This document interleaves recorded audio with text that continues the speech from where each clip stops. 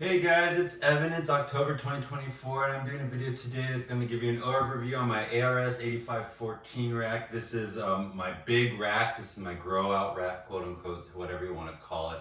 But basically I think that this is a rack that a lot of people, you guys notice in my videos and you're curious about. It's a little bit of an unusual rack in the hobby and I'm really happy with it. And I guess I'll explain to you why I like it, the features about it, explain what it's good for, and kind of compare it to what other alternatives you could have. And the first thing I'll tell you is that I purchased this rack with my very own money. I was not endorsed, sponsored, or anything else like this. I'm giving you a user review. The other thing I'll tell you is that I'm a man of average means. I don't have a super high paying job. These are expensive racks, and so this was an investment for me. So what you're seeing here is something that I thought about for a long time.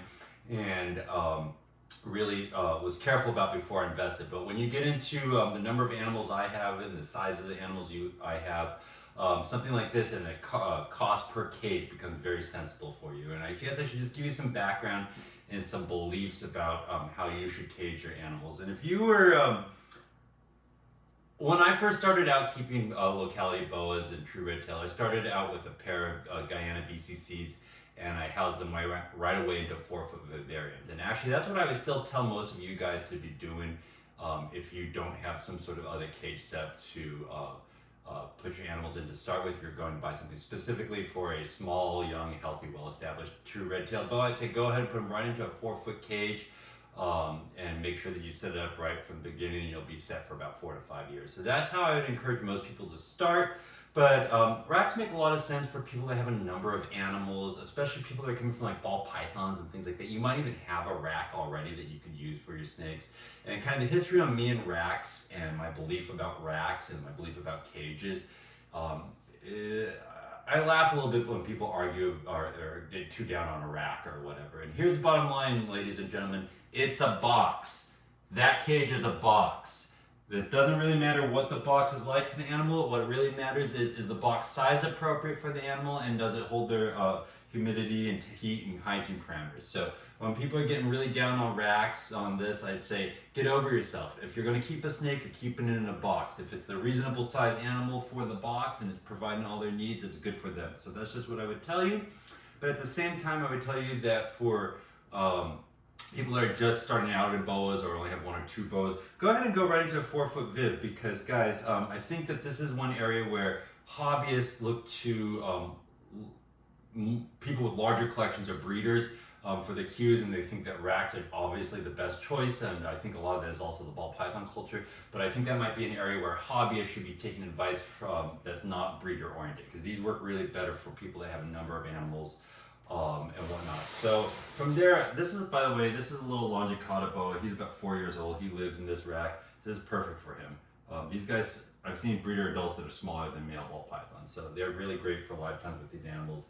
But I guess I should tell you that I mentioned that I started out with 2 4-foot vivs when I got into true red-tailed boas. But then when I started expanding and when I started breeding and things, I needed racks. And I had some racks in play already. And I'll just tell you, in the past, historically, I had a 1532 rack, which is a rack that will take a combination of 15-quart boot boxes per tub or 132-quart per tub. And then I also had a 41-quart tub rack, which is, I still have it actually, I use it a lot, so it's a good size, but that's like equivalent to the size of a 70 rack. And those are what I have. But then as those animals that I had produced and collected start growing out, I started being faced into moving them into bigger things, and that's when I purchased this. This is about 4 years old. It's made by ARS, and I will tell you just an overview to these rack systems. This base, the footprint of this rack, I believe is about 54 inches this way by I think it's like 33 inches this way. And both ARS and Freedom Breeders make racks on that footprint. And what's really interesting about that footprint is that it's very versatile in the types of tubs that can be stacked on it. So per level, ARS makes a single tub level, so there'd be 1 4-foot big tub. That's actually a very big tub. That'd be equivalent, actually bigger than a 4x2 vivarium in terms of footprint. This is the 8514. It has 2 tubs per level. They also make and this whole rack has 7 levels, so 14 total. They also make an 8016, which is the same footprint tub, but it's a little bit shallower and you get 8 levels, so you get 16 instead of 14. And the reason I chose this one over that is because I think when you get into the size animals that you're putting in these things, they get a little shallow, especially if you've paid attention to the blood python community. One of the problems they have, these bracts are very popular for adult breeder blood pythons. With the shallower tub, one of the problems they have is they go to feed the animal, and when it coils up, they can't actually close it because the animal is taller than the tank. So height, I think, is a nice little thing. When you lose 2 cages, but you gain the height. So I went with the 85-14 over the 80-16. The reason I went with ARS is because Vision does not, or Freedom Breeder rather, does not offer an 85-14 option. They only offer the 80-16 option. So if you want the taller tubs, you got to go with ARS. The next size tub that you can get is 3 across. That's a 70 series tub. That is probably the most common tub on the market. That's considered like the breeder or adult ball python tub or the female ball python tub. So there'd be 3 tubs per level. And then I think they also offer the 55 series tub, which is 4 per level.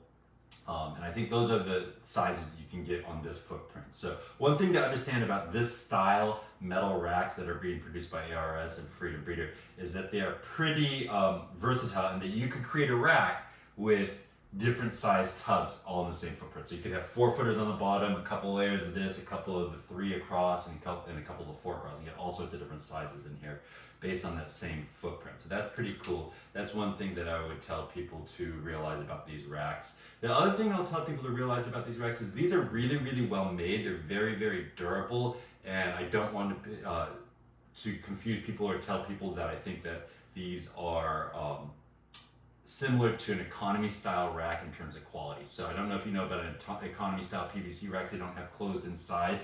They have just support legs. But the big disadvantage to an economy style rack is that it's not as heat efficient. So if you don't keep it in an ambiently warm room, you can have a harder time keeping the temperature parameters. I actually have an economy rack in here, and I skinned it in a piece of paneling to hold the heat, because before I had as many animals, my room was not as ambiently warm. So in terms of the heat dynamics of these cages, they act like an economy rack, and so be warned about that. If you are planning on putting this in the middle of a living room and your living room stays at 62 in the winter, you're not going to have as good of a time with this as something that's a little more enclosed in. So just from the terms of heat dynamics, they behave like an economy style rack. But what I'm going to go through now is I'm going to actually give you a good visual as to how big this rack is, and I'm going to talk about some features that I like, some things that I might have changed, and then show you some animals that I keep in here. So the first thing I'd like to do is show you this good little visual. This is a Vision cage on top of one of those 85-14 racks. So this is a 2 foot by 2 foot by, I think they're 14. I forget which number Vision cage this is, but this is a small Vision cage showing the footprint compared to one of these tubs. So these are bigger than 2 by 2 tubs. They're like maybe 2/3 the footprint of a 4 by 2 tubs. Maybe not quite. 60% of a 4 by 2 tub or a cage, that's about how big these are. They have the window, so you get the advantage of a window. They lose a little bit in height, but you also just have the advantage. These are a lot more efficient to service. I'll tell you that I can go through and service 12 or 14 of these much faster than I can service 12 or 14 of these. So not exactly apples to apples, but something that would be, you'd be keeping animals and they'd be competitive with something like a little Vision cage. You actually get a little more surface area in here, a little more efficiency of cleaning, and also the cost per animal becomes lower. So that's just that. But when we get into this rack, I'll tell you, the only thing that I consider a quality issue with this rack, they're very rugged, and it's not even so much a quality issue as it's a tolerances issue, is there's a lot of variability in the lip on these tubs. I think it's mostly in how they've ground these tubs down, but I also think there's a little bit of difference in this gap. But some of these, I don't know, I'm trying to find, this one is very tight. I don't know if you can tell, but this tub, for whatever reason, is wicked tight. This one's wicked tight. That one's wicked tight. Some of them are looser. Some of them are so loose that I'd be a little careful with a smaller animal, although you're probably not putting a super small animal in here. But I actually have more of an issue with them being a little bit too tight sometimes, and it's more the issue that these are ground not quite to the consistent tolerances, and I think there's a little bit of a different gap. So sometimes you can play around with the boxes, and some of them work better in different drawers. But I will tell you that that's the only quote unquote quality issue I have with this rack, is that I think there's some tolerance issues where they could have done better. But the only other issue I will tell you is that this is a big unit and it's a tall unit, and those are big tubs they have up over your head. I'm 6'4", guys, and these top ones, I don't like having animals. I don't have animals in them right now. And I don't love having them. It gets kind of hard to service, especially because I only have like 7.5-foot ceilings here. Maybe if I had 10-foot ceilings, I could get up on top of it, on top of a tall shelf. But what I would ultimately like to do with this is 7 levels. I would like to order another base level. So the base level has the casters on, and everything else is identical. So the base level is different. I'd like to order one more base level. Take 3 levels off of the top of this, put on the base level. So then I will pick up 2 extra tubs, have 2 stacks that are 4 levels high, and then I like to big, tall, arboreally oriented cages for big, interesting animals on top of them. So just incidentally, the most efficient way to set up cages for servicing is to have racks up to about 2 or 3 feet, because racks are easier to service when they're low, and then have cages on top of that. That's the most efficient for servicing, not the most efficient for space. But if you could set up a reptile room, what I would do is I'd have 3 or 4 feet of racks on the bottom, and then I'd have cages on top up to about 6 feet. So that's just what I would be doing here. But beyond that, they call them heat panels, but this is what they are. They're actually still belly heat. It's not overhead heat. It's not like a heat panel projecting down, but it's a belly heat. And all this is, guys, is a piece of FlexWatt heat tape that's on the underside of this little metal housing. I paid to have it insulated. I think you should as well. And I think that these come with 4-inch strips of heat tape standard, which is what I got. It's a standard one.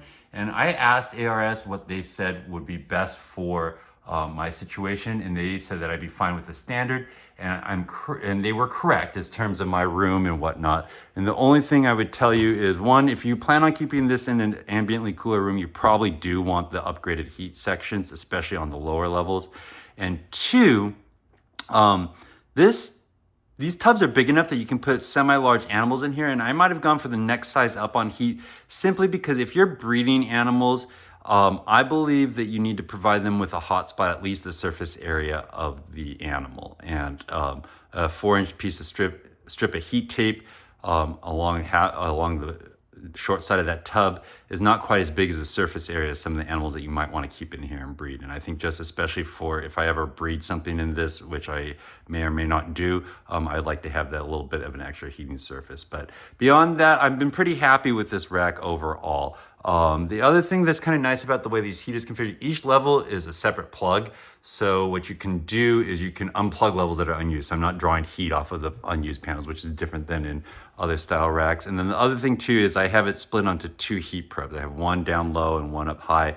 And then I have the bottom 3 levels plugged into one power strip. And then I run off of one thermostat tub and the probe rather. And then I have the top ones run off a different power strip and probe. So that's just kind of how it is. And I'll just show you the size animals I tend to keep in here. But here's longicauda boas. They have plenty of room, guys. And it's wicked easy to come in here and service. Wicked easy to come in and spray midweek. Pearl Island boas. Where are you? Oh, you shed. Look, you shed. There you go. A little Pearl Island boa just shed. Pretty cool. Shed since yesterday. But even just coming in here to spray cages midweek. She's over a year old now, but here's a 1.5 year Argentine boa. Just giving you ideas of what you can keep in here and what they look like in here. But yeah, this is an ARS rack. They're probably not the first thing you should be buying with your money. They are pretty big money. This is the biggest snake I keep in here. It's an adult ball python. You know, guys, most people would keep their ball pythons in something that was 50% smaller than this. So this is actually the size I believe ball python should be kept in, but that's just me. So as a step up into a grow out rack, this is this style and Freedom Breeder. Those are about the 2 nicest styles they have on the market right now, and they both offer similarly competitive products, although the specific one's only being offered by ARS. And beyond that, I would say I think they're probably both good products. I don't own a Freedom Breeder rack simply because they're on the far side of the nation, and it's much cheaper overall for me to get these shipped from the Midwest. But this is an original series rack. I guess that's the last thing I'd tell you. This is an original series ARS rack. It's hard welded. It doesn't disassemble. It comes assembled. and it's a dream. It comes, and from delivery to up and running is quicker than anything else I've ever had. But that being said, they've now offered these things called the ARS hybrid series, which instead of having metal panels and things, it has a series of plastic channels and things. And I actually own a half stack of the 70 series hybrid ARS racks, and they're fine too. And they are $1 savings, and I think that probably the reality is you're going to see more and more of those out because of the price. But side by side, given the druthers, I would choose the original. Just overall, just when you're talking about this type of money and professional things, these feel much more solid, and there aren't a bunch of little components to break or tweak or go wrong or have to replace. So overall, I like this rack. So that's just what I tell you guys. Thanks so much. Bye bye.